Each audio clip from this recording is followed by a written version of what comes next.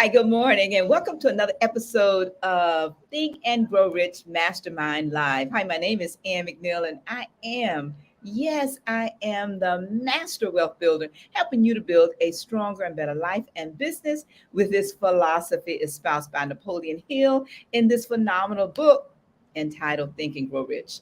Well, every single Saturday at 8 a.m. Eastern, we bring to you another episode walking through this book. And this month, we're focusing on the principle of the power of the mastermind, not just the mastermind, but the power of the mastermind. I just completed a book entitled The Mastermind by the Napoleon Hill Foundation.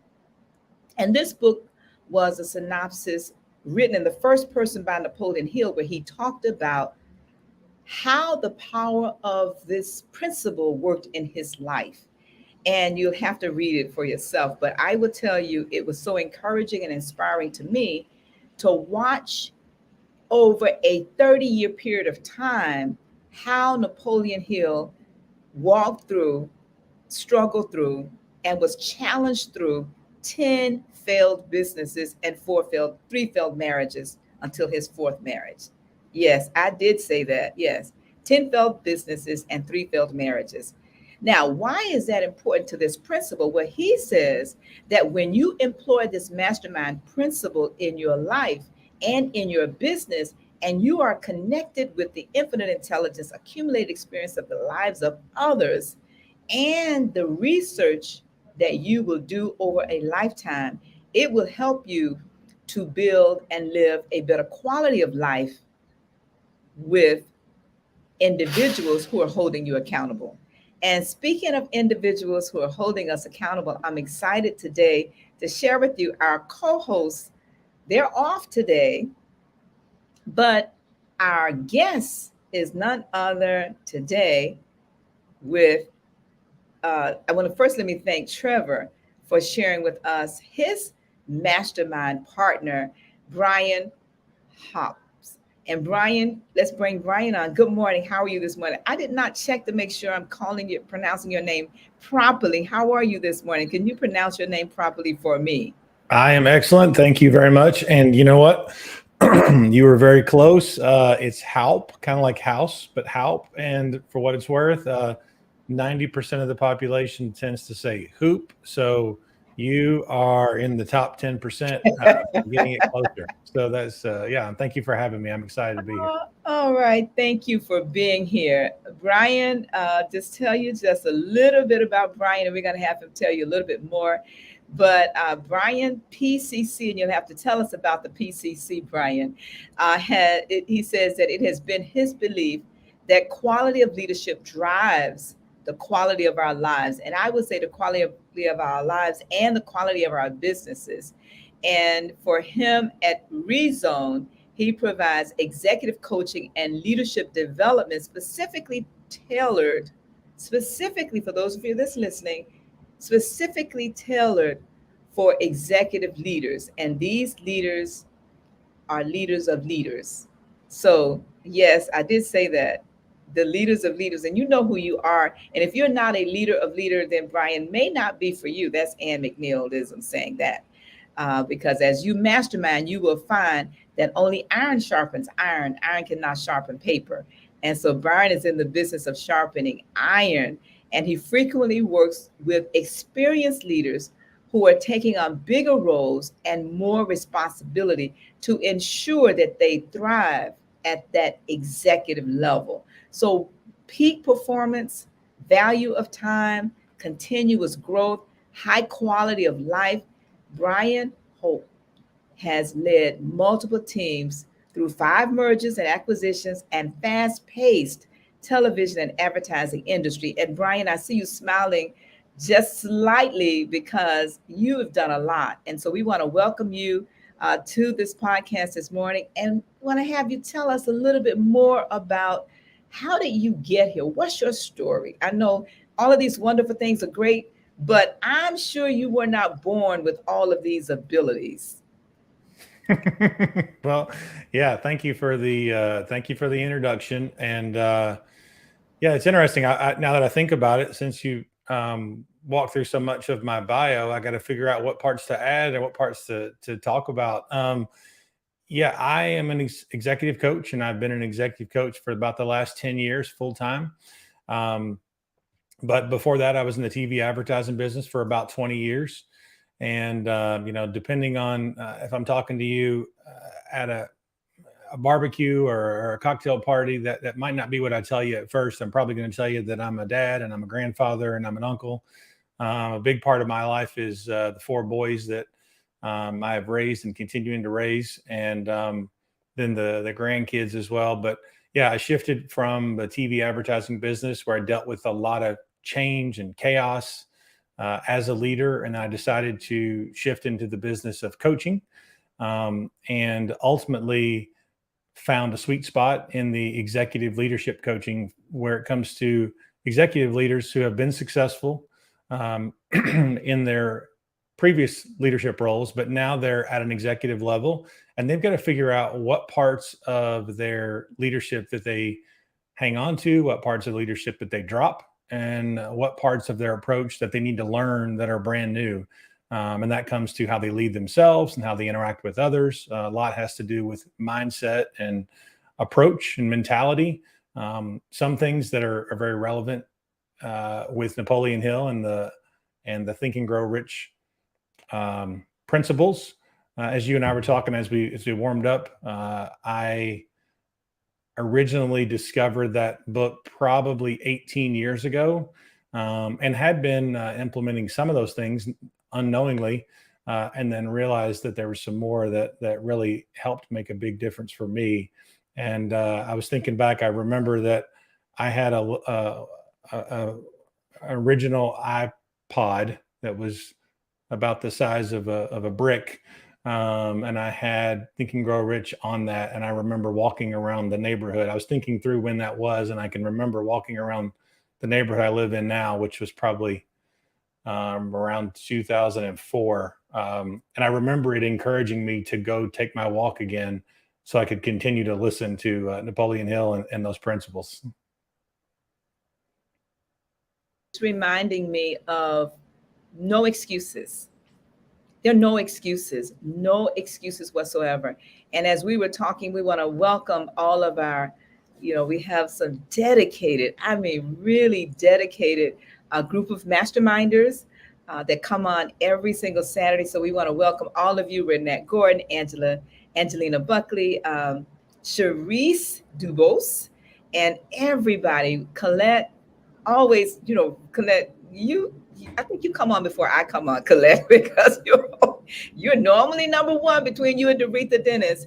And thank you so much, all of you. But what Brian is doing is he's reminding us that there are no excuses. You put on I don't care if it's a brick you're carrying, if that's an old iPod or a tape cassette or the book or whatever it is you need to have with you.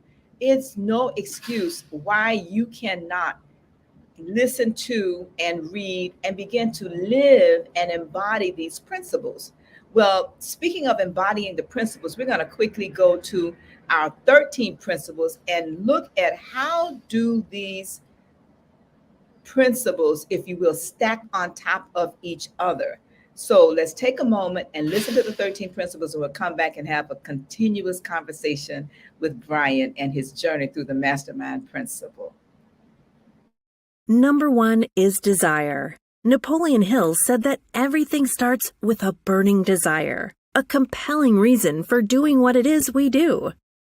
Step 2 is faith, having belief in our ability to attain that which we desire. Step 3 is what we call autosuggestion. Autosuggestion simply means being very intentional about the things that we are pouring into our thoughts, into our brains, and into our consciousness.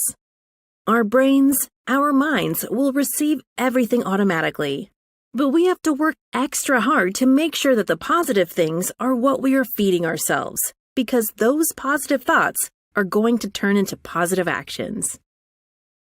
Step number 4 is specialized knowledge. No one person knows everything. even about whatever their particular area of expertise might be.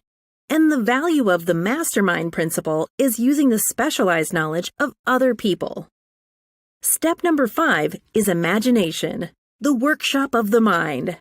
Everything starts with our imagination and our thoughts, the burning desire to transform those thoughts into our reality. In order to do that, we have to take a look at step 6, which is organized planning. That is how we crystallize our desire into action, organizing ourselves. Having the thought and not acting on the thought isn't going to get us anywhere. We have the thought, we go through the organized planning to transform that thought into action. Step number 7 is decision. What Napoleon Hill said is the mastery of procrastination. Napoleon Hill said that the antidote to procrastination is simply to make a decision and then move on that decision. Step 8 is persistence. We have to have a sustained effort which is induced by our faith in order to achieve our goals. One of Napoleon Hill's books I love, even the title, 3 Feet from Gold. Those people who became rich during the gold rush in the Wild Wild West days didn't do that because they were necessarily smarter or had better information than anyone else. It's because they stayed just a little bit longer. Sometimes people left when they were just literally 3 feet from gold.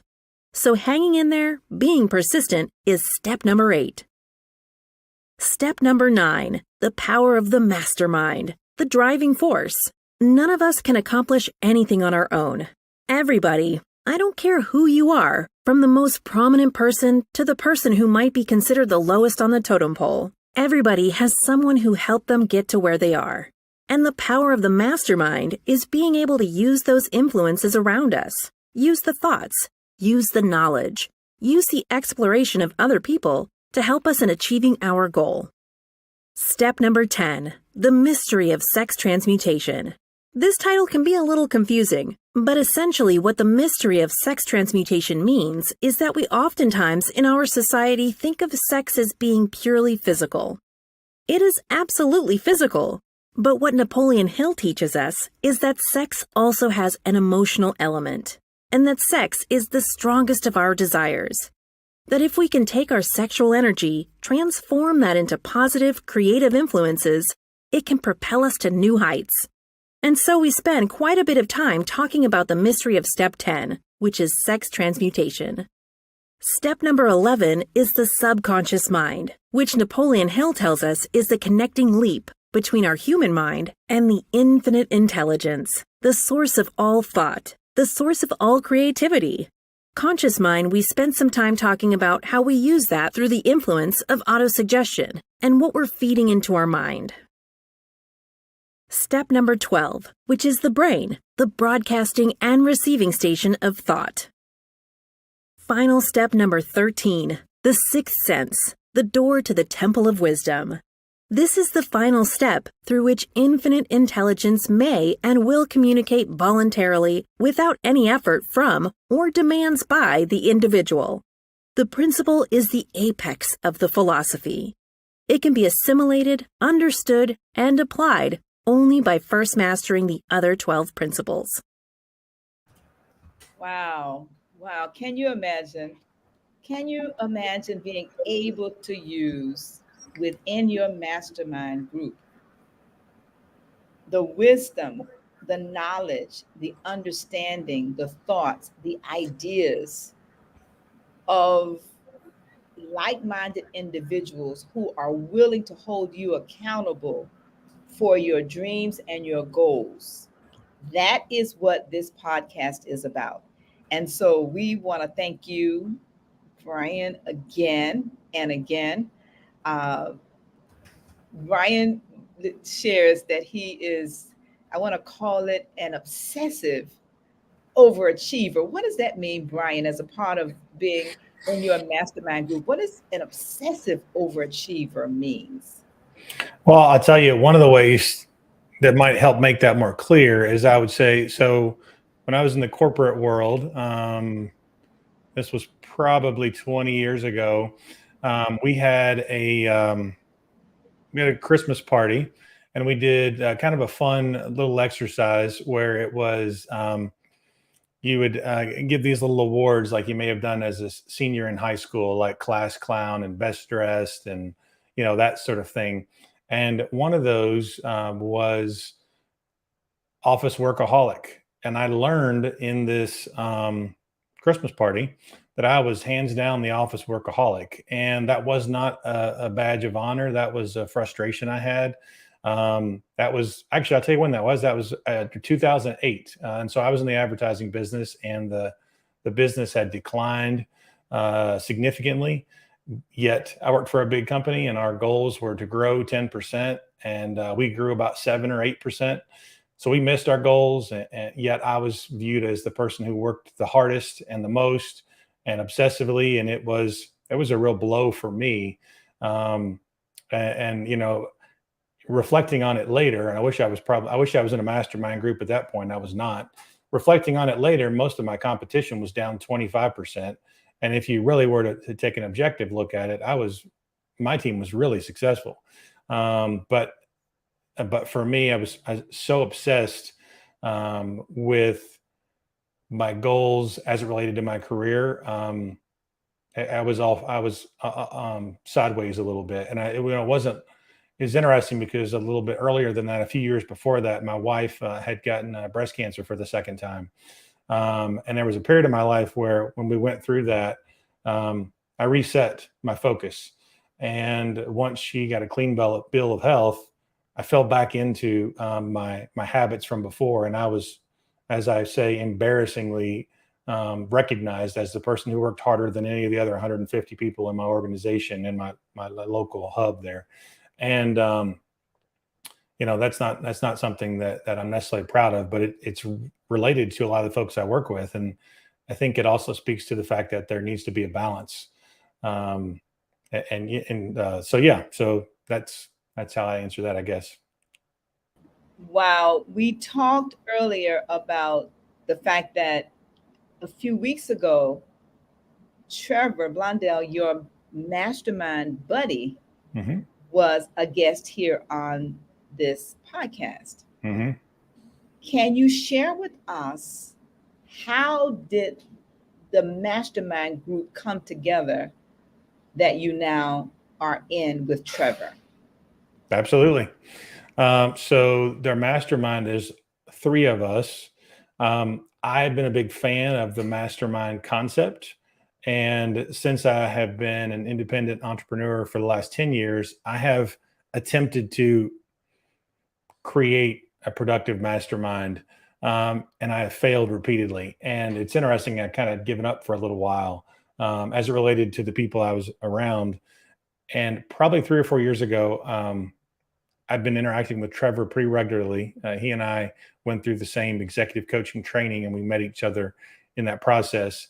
And there was another individual, Nicole Pravanchi, who is another executive coach that I had gotten to know. And I was talking to each of them pretty regularly in a bit of a kind of one-on-one mastermind type of way. We would talk about accountability and talk about challenges we were dealing with and goals. And I actually proposed that they meet each other and that we would try to come together, the 3 of us. And we did. And I think that was probably 3 years ago. And we have had it on our calendar every single week since. I mean, we've had situations where we're on vacation or in a training or whatever, where we've definitely missed. But for the most part, we meet probably 3 weeks a month, and probably for 3 years in a row. Now, I'm glad you said that on vacation, and I go back to no excuses, because I want to let everybody know last week I had a different background. And for those who normally watch the podcast, my normal background is a bookshelf full of books behind me. And so last week I was in Panama, no excuses, but I still came on the podcast. This week I am on a date with my daughter. And if you can just take a moment, and Brian said, "Oh, wow." And I was trying to figure out where to host this podcast from today. No excuses. We're talking about committing to your mastermind. All of you are part of our mastermind group. And for me, it's no excuses. And this is my view.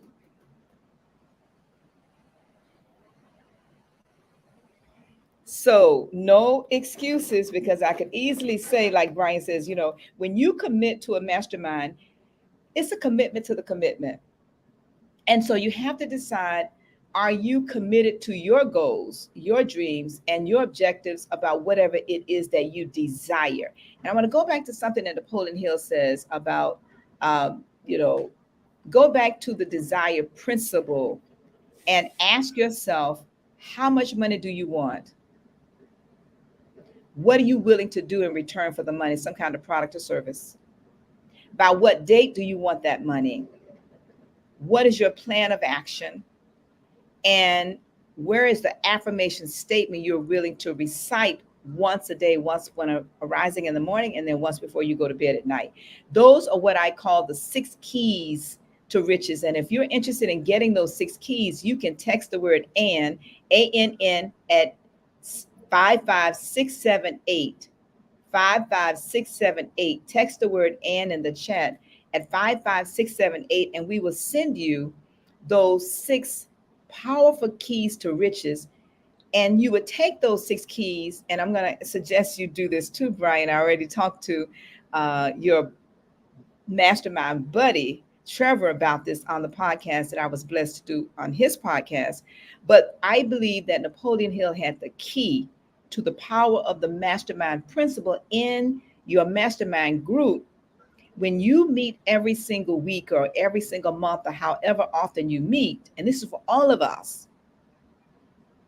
if you're not discussing and challenging each other, how much do and when by, these 6 keys, what are we really talking about?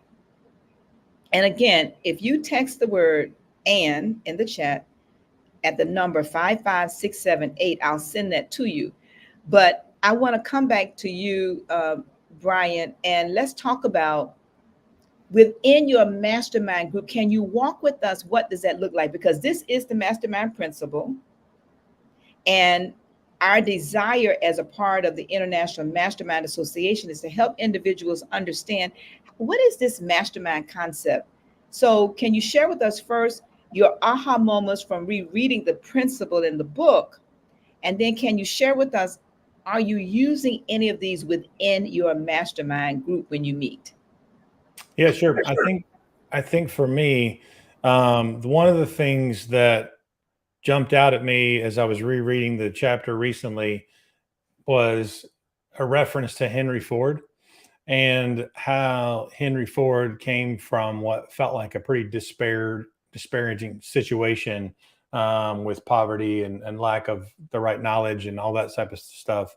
And then within a matter of, I think it said, um, 10 years, he was one of the richest men in America. And it talked about his connection to, um, I think it was Thomas Edison.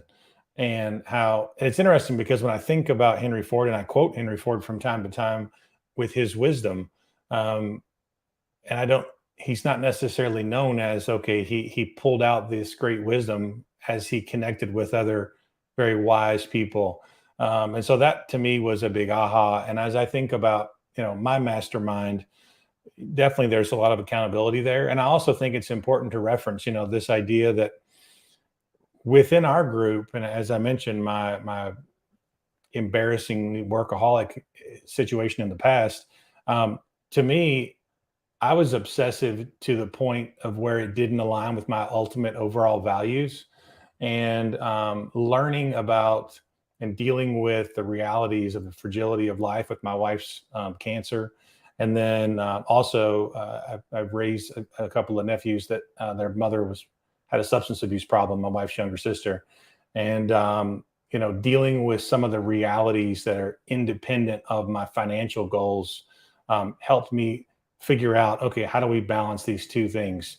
And when I think about a mastermind group, that one of the things that it has in the book too is the importance of like-minded individuals. And I think I can't emphasize that enough. One of the reasons that my group works is not only do we have the same goals, and not only are we accountable to each other and we have consistent interaction, we've agreed on the same values.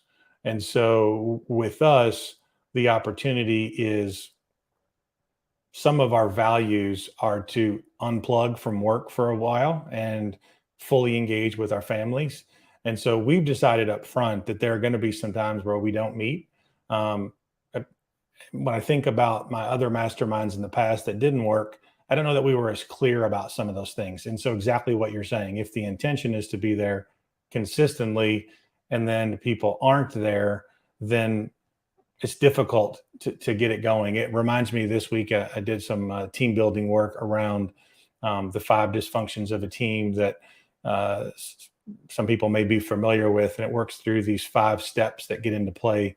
And the bottom step is trust. And without trust, we can't move our way up through the steps to be an effective team. And I think when I think about a mastermind, it has to be an effective team. And we have to have that trust that has to be built. And if I think before, so much of the masterminds I have participated in that didn't light a fire. They were only aligned on goals. And so being able to find that like-minded portion is so helpful. With Trevor and Nicole in my group, we are similarly in our journey as far as the tenure of our own entrepreneurial businesses. But we have different interests and we challenge each other. We have different backgrounds. We have different knowledge base, and we're diving into different things. You mentioned that you met Trevor through the NSA. He's very involved with our local NSA chapter. And so he's very deep in that with knowledge of being a professional speaker. I've been on the board of our International Coaching Federation for our region in a few state area. And so I'm really deep in that place. And then Nicole does a lot of things in with facilitation and nonprofit work and speaking as well. But we some PR and some marketing. We come from different angles and we're able to challenge each other and help each other continue to grow because we've established up front that we want a lot of the same things. I think one of the ahas for me that I need to revisit, to be honest, and something we talked about, I think whenever we were warming up, or maybe you said it a minute ago, but having a shared goal. We have some shared goals, some individual goals, and we have some accountability on those goals. But the idea of what is our overall goal, and I think we haven't necessarily put that in writing. And so I think that's probably something good for us to do, but we absolutely are continuing to put in we speak on a regular basis. What are our goals for the year? What are our individual goals for the quarter? What are we committing to? How do we do on that? And when I think about what's in the book, I'm looking down here at the book on my corner here, but then at the same time, I think about the things that are in there. We make each other uncomfortable in the interest of helping each other get to our goals. And there are times where I got to be honest, I don't necessarily love that. But at the same time, in hindsight, I do love it because it gets me where I want to go. It gets me there more quickly, and it gives me a dose of reality that maybe I'm not getting from another outlet. And I can't even remember what your original question was. Hopefully I got somewhere around it in that rambling. Listen, you gave us that plus more. Actually, I was busily typing in the chat because you dropped so many nuggets. One in particular about the 5 dysfunctions of a team, and the 5th one being trust. The other one, you talked about the group goal, and I just put that in the YouTube feed. And so, Tia, if you can help us place that in the lower third, because if we are truly honest with ourselves, we only grow when we're uncomfortable. If you're surrounded with people who are always cheering you on and they're not really, I call it iron sharpening iron and pulling you up and challenging you. I think it was T.D. Jakes that I heard say, if you're the smartest person in your group, especially a mastermind group, you need to get another group. You need to get another group. And I want to thank Doretha Dennis and Sharon Jackson and Mariama Williams, Dr. Betty Knighton, Dr. Williams, Dr. Knighton, and Stephanie Ebanks. We're in a mastermind group together. We meet every Monday morning at 6 a.m. Yes, Eastern time. And it's iron sharpening iron, and it's not easy. Sharon Jackson was on with us last week, and like you just shared, and you said, I'm not really comfortable with this holding me so tightly accountable. But I can surmise that you are probably growing through it. What are your thoughts? No, I think it's a great point. As I mentioned, I ran a team building session on Wednesday, and one of the quotes I had up there on the screen as we got started was, "There's no growth in the comfort zone and no comfort in the growth zone." And the reality is, the other thing I reminded the group, and I remind myself of this, back when I was an obsessive overachiever, I will tell you, you couldn't find a person, I would argue, that would outwork me.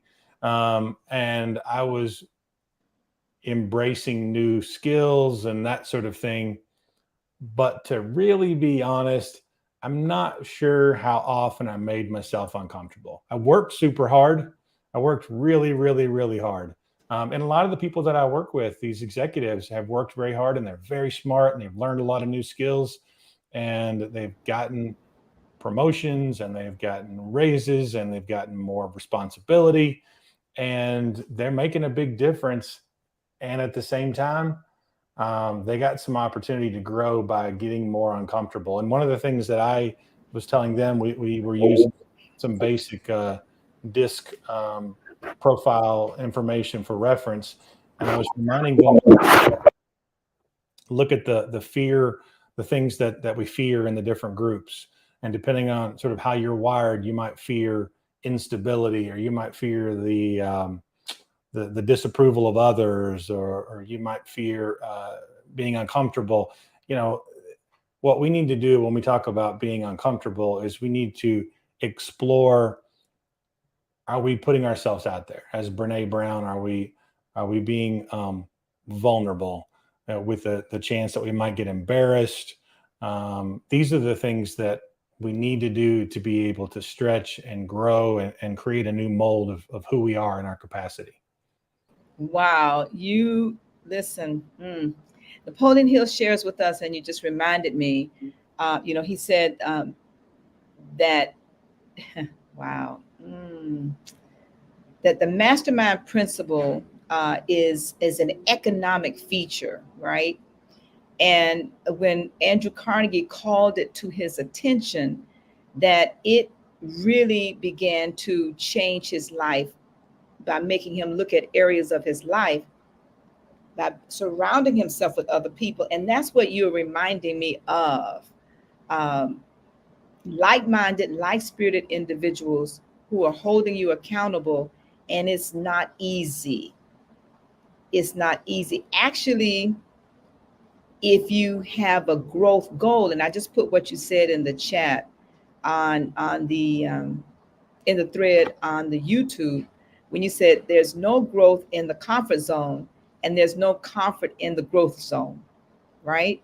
So when you think about your growth, I just was writing a note, because many of the items you discussed, I put in my book.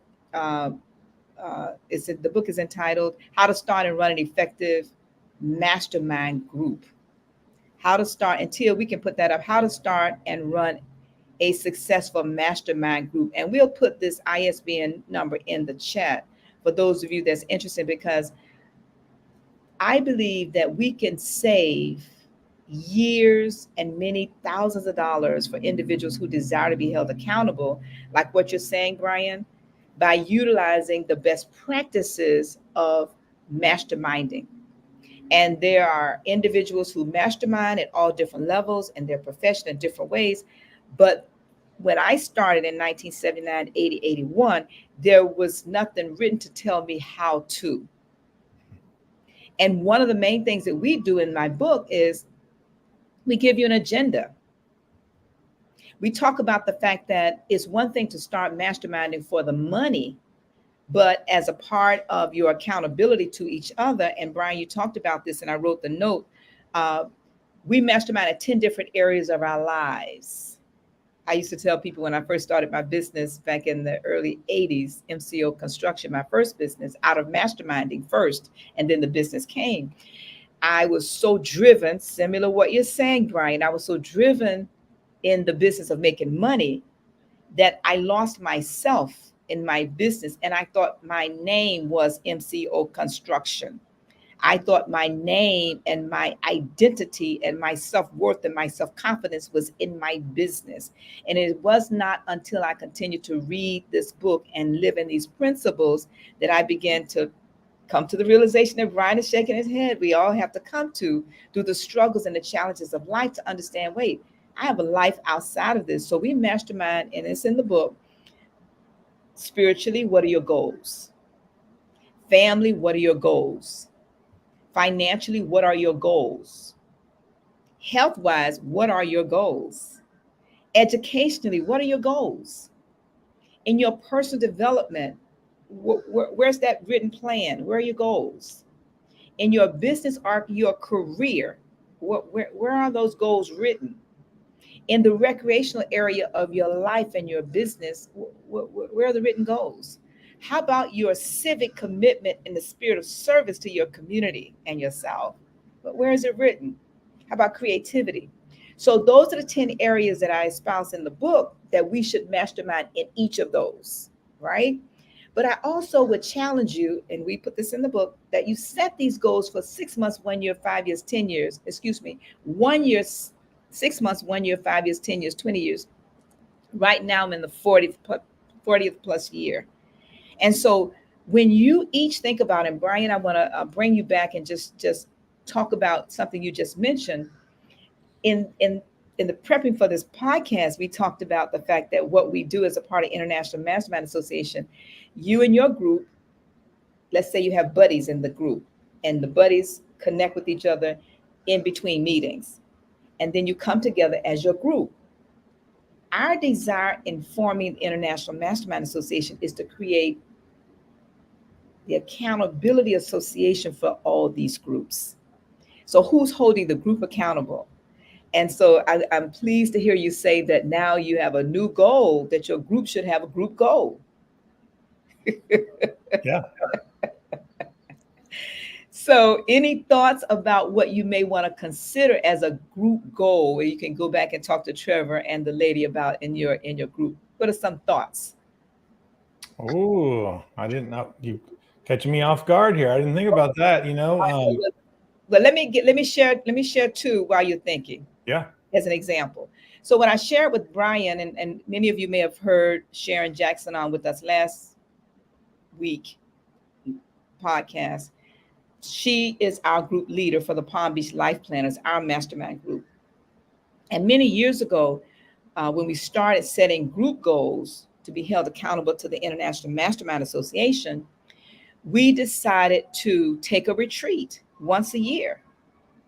And we chose which women's retreat we would attend. And in doing that, what we did was we set an amount of money we needed to put aside every week or every month in order to afford to make the investment to attend the retreat. We made the hotel, we did the registration, and we took a year, and as a group, we would attend this women's retreat. That's when we were younger. So I told Brian this morning, I said, but as we got older, we realized that a different group goal called, let's ensure that each of us have long-term care insurance as a group goal. Because as we age, it is our responsibility to take care of our responsibility for ourselves. And so it's best to do that when you're younger financially, so that as you age, you can continue to afford that, whether it's disability insurance or long-term care insurance. And by the way, all of this is in the book, How to Start and Run a Successful Mastermind Group, as a part of how we hold each other accountable. So now, Brian, with those thoughts in mind, you have any thoughts about what kind of group goal? And for those of you in the chat, we want to bring you into this conversation. Renette, thank you for always chiming in. And Wyman, Awesome, awesome, awesome.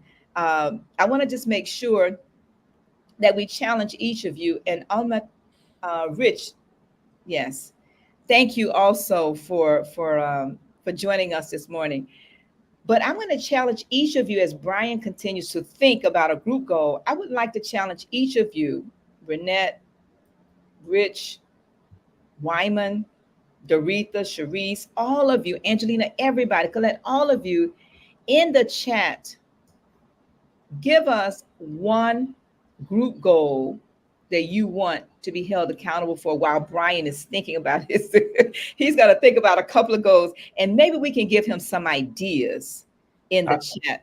You know what? You gave me a great idea, just, and I promise this isn't a cop out. I think it's a great idea. This, our mastermind meets virtually, and we're often in different cities. Sometimes we're in different countries whenever we're meeting.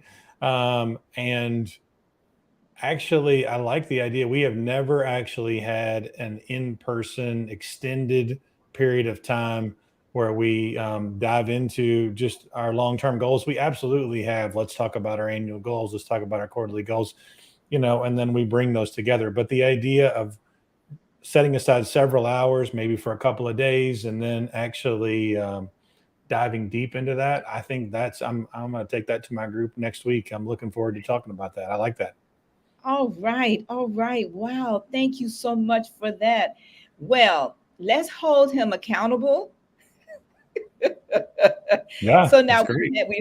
we've had you on, we've had Trevor on. So if you would be so kind to work with us to get your third member on, and if any of you that's listening to us, if you would like to be a part of our podcast, talking about your mastermind group in 2020 and 2021, our co-hosts, we set a goal because we are also a mastermind, and we mastermind every week. We also mastermind with all of you, and we set a goal to turn this podcast into mastermind groups focus, where each month we would bring a mastermind member or mastermind group to the podcast and say in January, February, we talk about the first principle, which is desire. The next month we talk about faith. And our desire is to talk with that mastermind group or individual about how does this principle play out or impact your mastermind group.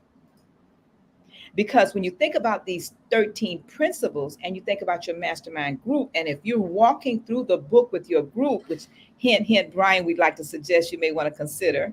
And again, it doesn't have to be the entire book. You may say, you know what, let's just take the organized planning chapter and let's live in that chapter for the entire year. Or let's take the faith chapter or the faith principle and let's live in that principle for 6 months. But the point is that we find that the glue to masterminding, the glue we find is the Think and Grow Rich principle book. And using these principles, so for me, like I said, since 1979, 5 businesses, also in my companies, this book is required reading. And when you fill out the application, Brian, it is grounds for termination if you don't read. Yes. I was glancing through the comments there. A little bit off topic, but I want to make sure I say this, that quote of there's no growth in the comfort zone, no comfort in the growth zone. I did not make that up. I'm not sure who did. So I just want to make sure if you go to share that, someone said they were going to give me credit for that. I don't deserve credit for that. So I'm not sure where it came from. I just want to make sure I throw that out there. No, well, they can Google it. I Absolutely. Yeah, they can Google it, and we can say unknown, but we heard it from you first. All right. So we're aware of that, and that is not a problem whatsoever. We're going to prepare to talk about our annual accountability meeting as we begin to wrap up. And I cannot say enough. Let me go back to Rich. You mentioned that you'd like to get the 6 in the notes. You mentioned you'd like to get the 6 keys to riches. So if you go to your phone, Rich, and you go to your messages and your texts in your phone or whatever device, and you text the number 55678 in the text, and then in the chat, if you put ANN, we will quickly send you the 6 keys. So I just noticed in the chat you said you would like to get a copy of those. And I would like to mention this quote, this comment by Wyman. He says, in-person gathering serves as an accelerant for the synergy. Oh, it just moved. Uh, it serves as an excellent accelerant for the synergy a mastermind generates for its participants. So thank you so much for that, Wyman. So very true. So very true. So very, very true. Now, before we go too far, anything you would like to share, Brian, that we may not have covered? Oh, excuse me. Let's go back to the January event. January 6th and 7th, 2023, in Boca Raton, Florida, is our annual accountability meeting. This is not a conference. Let me say it again. It is not a conference. It is a meeting for your life. And as Brian and I were sharing before this podcast started, I was saying with him, Brian, just imagine having a place where you can go and you must bring your life in writing. Yes. Once you register at www.internationalmasterminders with an S.com, and Tia, if we can put the link also on the JPEG, then that way people who are watching this in the future can go directly to the website to register. But if you go again to internationalmasterminders.com, you can register for our annual meeting for your life, and the investment is pennies on the dollar in the return that you get back. And we want to thank Wyman. He has brought his family from the first time he came, even during those tough years. So thank you, Wyman. So many of you that have come. Angelina Buckley, I know this is her first year coming, and you can put in a comment chat, Angelina, any thoughts to encourage other people of why it's important to come. But imagine bringing your family, Brian, your children and your grandchildren. Imagine bringing, right now I am 3 generations in that, in bringing my family, my children, and now my grandchildren to this meeting. So how can you just imagine, Brian, your grandchildren who read this book? What will their lives be like 10, 20, 30 years from now? That's your Social Security, by the way. Yeah, there you go. Listen, I'm laughing, but I'm reminded of the commercial on TV where the guy is he has like a 5 or 6 year old child, and he's throwing the tennis ball, and underneath it says, "This is my retirement plan." You know? But listen, are there any thoughts, any comments you'd like to share? Anything we did not cover as a part of how you mastermind, or any best practices you'd like to share with our listeners? I think I may have said it, but I was just looking. I scribbled a note or two before we got started, and I wanted to make sure that I emphasize, based on my experiences with masterminds, when I think about the differences in the ones that the one I have right now that is flourishing, has flourished for 3 years and continues to flourish, and those that kind of went in fits and starts, I think that the biggest difference is an alignment of values. And I would encourage people to put the work in to talk through what the values are, what your values are, what the values are of the others that you're getting in the group with. Like for me on my website, if you go to my name, brianhoupe.com, and you go to my about section, you can see that I have published my values for the world to see as it relates to my business. Some of those involve some things in my personal life, but going through an exercise of establishing what you do value helps to guide how the mastermind will hold each other accountable moving forward. And it also can catch, just having the same goals is nice, but it's so much more difficult to develop the deep levels of trust if you don't have the same values.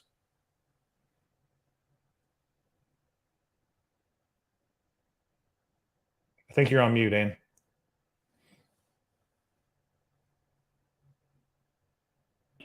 Thank you. I have the stream in the background and the all this water flowing. So I just want to make sure that everybody could hear you clearly.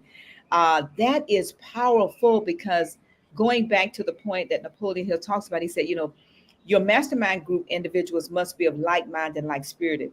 Now, this is a test, Brian, that Napoleon Hill shares. And when you think about it, you are right in alignment with it. This is what he says. He says, that your best mastermind partner actually is your spouse. That's first. Okay. Now, with that aside, to really have an effective mastermind group, you should start with one person. And the two of you must be in total agreement of like minds and like spirited about the third person. Yeah. And I don't know if I told you if we talked about this one-on-one or if this was in the group setting, but I had a relationship with each of these individuals one-on-one that had been going for a few weeks. And I was like, wow, like we're so in sync, both sides. I want to put them together and see if they would be in sync with each other. And yeah, that's exactly how that worked. And talking about spouses, I mean, I was fortunate that my wife, we were both had previous marriages that didn't work out, and we were friends, single parents, and we were friends before we were, a couple, and ultimately, a married couple. And so it's this sort of alignment. I talk about alignment a lot, and it is so important for people to be mindful of alignment. It's crazy. Well, I'm going to leave crazy for another show. It's powerful. It's empowering. And the reason I said that very quickly is because there's power in the spoken word. Great reminder. Thank you very much. Counsel, clear that crazy. And we're going to bring Brian back on. Another phenomenal book to read, if any of you love to read, is the unconscious is called Unconscious Language. Unconscious language. If somebody can put that in the chat. Wyman, I don't know if we talked about this a long time ago as a part of our Black NSA Mastermind, Unconscious Language. But anyway, you want to read a very powerful book about your inner voice, Unconscious Language. I don't remember the author, and somebody can Google it, but that is powerful, Brian, your wife, and then bringing together your mastermind group.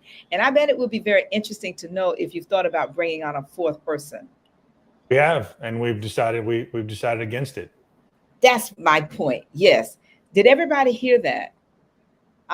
Angelina Buckley and all of you who are partners with me in our Clarity Mastermind, one of the most powerful groups you can have is a small group of like-minded, like-spirited individuals that have synergy and energy. And oftentimes we think more is better, and sometimes more can actually be worse when you talk about a mastermind group. Because it's not about all of that. It's about iron sharpening iron and having people hold you accountable, but you must also be willing to hold them accountable. As many of you can see, this is one of my favorite subjects. I'm going to wrap up because my time is short. How can people reach you, Brian, if they'd like to connect with you? Probably the easiest way is just type in my name, brianhoupe.com. That goes to my website. And then if you're on LinkedIn, follow me on LinkedIn or send me an invitation to connect and mention that, you saw me here. And I am in the habit of putting things out on LinkedIn on a regular basis that I think are relevant to senior level leaders.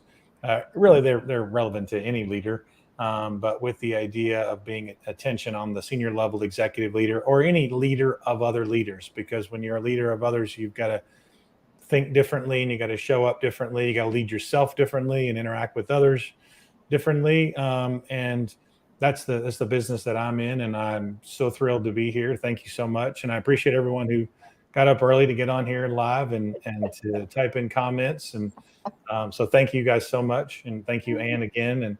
And thank you, Tia, for the behind the scenes work. Thank you guys so much for allowing me to be here.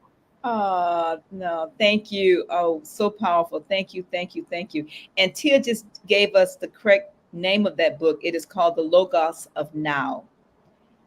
Powerful book about the subconscious mind and the words we use to bring energy to us. My name is Ann McNeil, and I am the Master Wealth Builder, helping you to build a stronger and better life and business. And you can connect with me by going to annmcneil.com. I am so honored, Brian, to have you share. There are individuals who will not hear my voice. They will not hear my voice. They will not hear Dr. Peter James' voice. They will not hear Galen's voice, but they will only hear your voice. And so we are honored to have you here today. And this was such a even flowing, powerful, inspiring conversation. And I want to thank you. I will encourage you to consider sharing the Think and Grow Rich book with your clients, and imagine how differently that relationship will build between you and the firms and the individuals that you coach and that you do consulting with.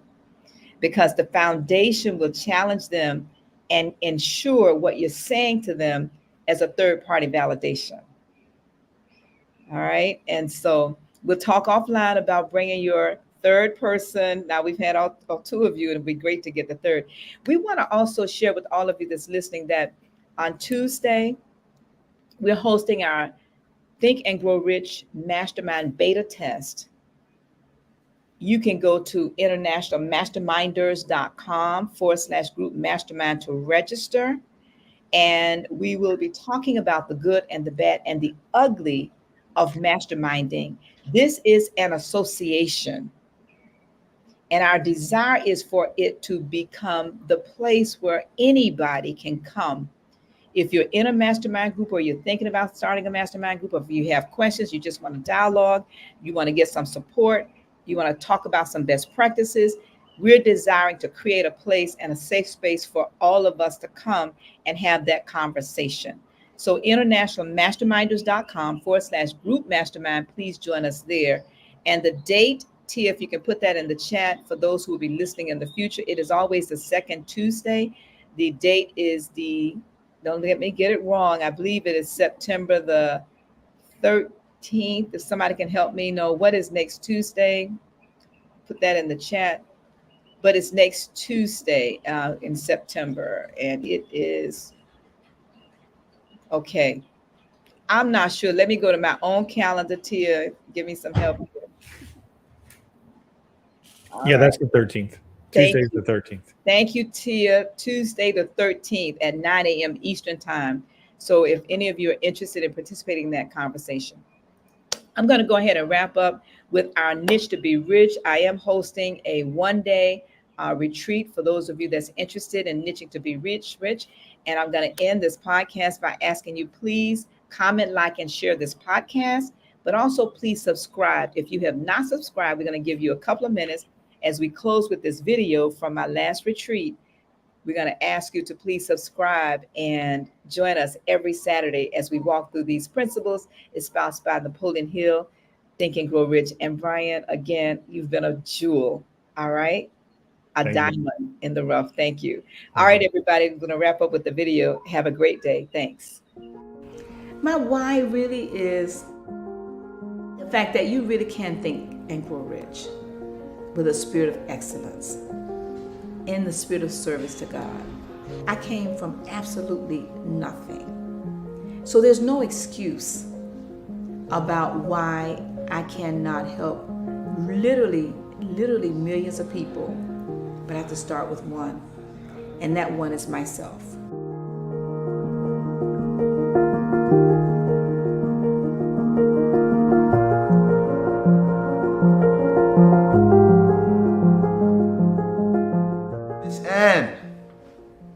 Such a gift. The way that you have curated this space for people to be safe, to be seen, to be heard, to be validated, to be encouraged, to be lifted up in a way that allows them to see beyond what they may have ever even dreamt to be possible, is special. It's a blessing, it's a gift, and it's transformative.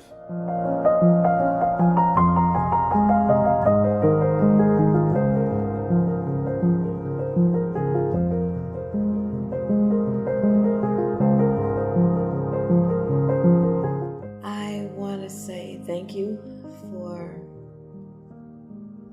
opening my eyes to what it is I need to do, how to do what I need to do, and sharing your life experiences so that I don't make the mistakes.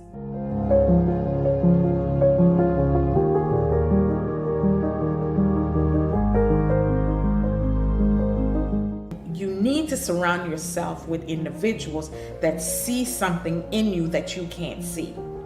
Because once they see that, then they will keep bugging you because they know better is in there. And that's what she has done for me. She saw my better when I couldn't even see it.